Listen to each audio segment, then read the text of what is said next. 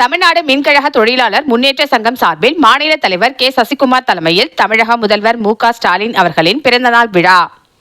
தமிழ்நாடு மின்கழக தொழிலாளர் முன்னேற்ற சங்கம் சார்பில் சென்னை வடக்கு திட்ட மின்கழக தொழிலாளர் முன்னேற்ற சங்கம் திருவெற்றியூர் உபகோட்டம் காலடிப்பேட்டை பிரிவு அலுவலகத்தில் காலை 10 மணி அளவில் தொழிலாளர் முன்னேற்ற சங்க பேரவை கொடியேற்றி மாநில தலைவர் கே சசிகுமார் தலைமையில் கழக தலைவர் வேண்டுகோளுக்கு இணங்க உறுதிமொழி எடுத்து கழக தலைவர் அன்பு தளபதி அவர்களின் பிறந்தநாள் விழா கொண்டாடப்பட்டது. தொழிலாளர் முன்னேற்ற சங்க பேரவை கொடியேற்றி மரக்கன்று நட்டும் துப்புரவு தொழிலாளர்கள் பிறந்தநாள் கேக் வெட்டி கொண்டாடினர். பிறகு துப்புரவு தொழிலாளர்கள் மற்றும் ஏழை எளியோர் 250 பேருக்கு அறுசுவை உணவு மற்றும் புடவைகள் மற்றும் இனிப்புகள் வழங்கியும் சிறப்பாக கொண்டாடப்பட்டது. நிகழ்ச்சிக்கான ஏற்பாடுகளை மின்கழக தொழிலாளர் முன்னேற்ற சங்கம் திருவெற்றியூர் உபகோட்ட நிர்வாகிகள் சிறப்பாக செய்திருந்தனர். இந்த நிகழ்ச்சியில் பலரும் கலந்து கொண்டனர்.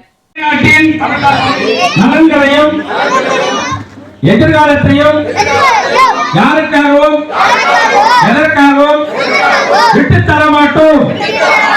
தமிழ்நாட்டின் உரிமைகளுக்காக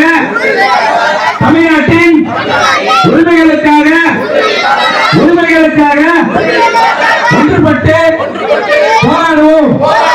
தமிழ்நாடு போராடும். தமிழ்நாடு வெல்லும். இதுதான் ஒரே இலக்கு. இது தளபதி அவர்கள் நம்ம எல்லாம் ஒற்றுமையா இருக்கணும்.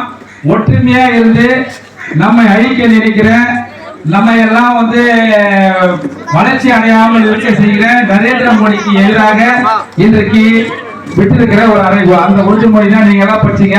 அந்த வகையில இன்றைக்கு ஆளுகின்ற தமிழகத்தினுடைய அன்பு தளபதி அவர்களுக்கு நீங்கள் எல்லாம் உறுதுணையா இருந்து அவர் நீடொழி பல்லாண்டு பல நூறாண்டு காலம் அவர் வாழணும்னு நீங்களா வாழ்த்தலாம். வாழ்க வாழ்க வாழ்கவே, வாழ்க வாழ்க வாழ்கவே, தலைவர் தளபதி வாழ்கவே, தலைவர் தளபதி வாழ்கவே, வாழ்க வாழ்க வாழ்கவே. இன்றைக்கு நாடு வளர்ச்சி அடைந்து தமிழ்நாடு இந்த பிரமுக கட்டுப்பாடு பண்ணதால இந்த வருமானம் மத்திய அரசுக்கு போகும்போது நம்ம பாதி தரணும். இப்ப என்ன சொல்றான், நம்ம நாடாளுமன்ற உறுப்பினர் குறைச்சிருவாங்க. ஏன்னா நம்ம மக்கள் தொகை கம்மியாயிட்டோமா, அவங்க மக்கள் தொகை அதிகமா இருக்காங்க. அதை குறைக்க சொல்றது யாரு? நீ தானே. நீயே சொல்லிட்டு இன்னைக்கு நீங்க எல்லாம் கம்மியாயிட்டீங்க, அதனால உங்களுக்கு கிடைக்க வேண்டிய நம்ம பசங்களுக்கு கிடைக்க வேண்டிய கல்வி தொகை, நம்மளுக்கு கிடைக்க வேண்டிய நலத்திட்டம் இதெல்லாம் இல்லாம போறதுக்கான ஒரு வழிய இந்த நரேந்திர மோடி இப்ப சட்டம் கொண்டு வரேன்னு சொல்றான். இப்ப நம்மளெல்லாம் குறைங்கன்னு சொல்லி குறைச்சிட்டு அவெல்லாம் அதிகப்படுத்திட்டு பிள்ளைங்களை அதிகப்படுத்திட்டு அங்க எம்பி தொகுதி அதிகமாகிடுவாராம். அங்க இருக்கிற மக்களுக்கு கொடுப்பாராம். ஹிந்தி பேசுறவன் இங்க என்ன வைக்கிறான்? சம்சா வைக்கிறான், பானிபூரி வைக்கிறான். நம்ம அந்த இந்திய படிக்கணுமா? ஏன்னா அவன் பானிபூரி வைக்கும் போது அவன் கேட்கிற கேள்விக்கு நம்ம பதில் சொல்லணுமா? ஆனா தமிழ நம்ம எங்கேயும் போய் யாருக்கிட்டையும் போய் போடல. வந்தாரே வாழை வைக்கும் பூமி தமிழ்நாட்டுக்காரன் அவன் வரான் விற்கிறான். நம்ம அவனை எல்லாம் கேட்கிறோமா? அவனுக்கு நம்மளுக்கு ஹிந்தி பேசணுன்றதுக்கோசம் என் ஊர்காரெல்லாம் உங்க ஊர்ல பானிபூரி வைக்கிறான், நீங்களும் ஹிந்தி பேசுங்கன்னா எந்த வச்சது நியாயம்? இது நியாயமா? நம்ம அவங்கள வந்தவங்கள நீங்க பிழைங்கன்னு தான் சொல்றோமே தவிர அவங்களுக்கு ஏற்ற மாதிரி நம்மள மாறுங்கன்னு சொல்றதுக்கு மத்திய அரசு இது மாதிரியான வேலையை தொடர்ந்து செய்யுது. அதை நம்மலாம் ஏத்துக்கிற மாதிரி இல்லை.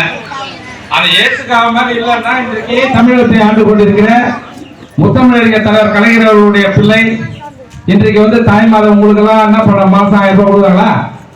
மாசம் 1000 ரூபாய் வருதா? உங்களுக்கு எல்லா சலுகைகள் பெண்களுக்கு வராதவங்களுக்கும் வரப்போகுது. இப்போ யாரெல்லாம் வரலையோ இன்னும் வராதவங்களே இன்னும் ஒரு 1.5 லட்சம் பேர் தான் வராதவங்களுக்கு, அவங்களுக்கும் இப்ப கொடுக்கறதுக்கான முயற்சி எடுக்கிறாங்க. உங்களுக்கு பல திட்டங்கள் வருது. உங்களுக்கு சுய உதவி குழு மூலமா எவ்வளவு கடன் தொகைலாம் தராங்க. நீங்க அதெல்லாம் பயன்படுத்தணும். துப்புரவு தொழிலாளர்களுக்கு தான் இன்னைக்கு முக்கியத்துவம். இன்னைக்கு இந்த ஆட்சியில தளபதியினுடைய ஆட்சியில யாருக்கு முக்கியத்துவம்? துப்புரவு தொழிலாளர்கள் தான். அதே போன்று பல்வேறு தரப்பட்ட மக்களும் யாரும் பாதிக்கப்படக்கூடாதுன்றதுக்கோசம் தளபதி தொடர்ந்து பாடுபட்டு இருக்கிறாரு. ஆனா மத்தியிலே ஆளுகின்ற இந்த நரேந்திர மோடியினுடைய அரசு தொடர்ந்து நம்மள பொதுமக்களை தொழிலாளர்களை, அதே போல துப்புரவு தொழிலாளர்களை, எல்லாரையும் விவசாய பெருமக்களை, இப்படி பல்வேறு தரப்பட்ட மக்களை எல்லாம் வஞ்சிக்கின்ற ஒரு வேலையை தமிழ்நாட்டை எப்படியாவது இவங்க ரொம்ப விவரமா இருக்கிறாங்க, ரொம்ப விவரமா பேசுறாங்க. இன்னைக்கு எல்லா இடத்துலயும் கம்பெனிங்க நிறைய வேலை வாய்ப்பு வந்துருச்சு, எல்லாரும் மன நிறைவா இருக்கிறாங்க தமிழ்நாட்டுக்காரன். அதனால நம்ம மட்டும் இல்ல, ஆந்திரா, கேரளா, கர்நாடகா, இந்த தமிழ்நாட்டில் இருக்கிற இந்த மக்கள் எல்லாம் வஞ்சிக்கின்ற விதமா நரேந்திர மோடி அரசு தொடர்ந்து செயல்படுது. அதெல்லாம் தட்டி கேட்கின்ற வகையில தான் நம்ம இன்னைக்கு ஒரு உறுதிமொழியை நம்ம எல்லாம் எடுத்துக்கணும்.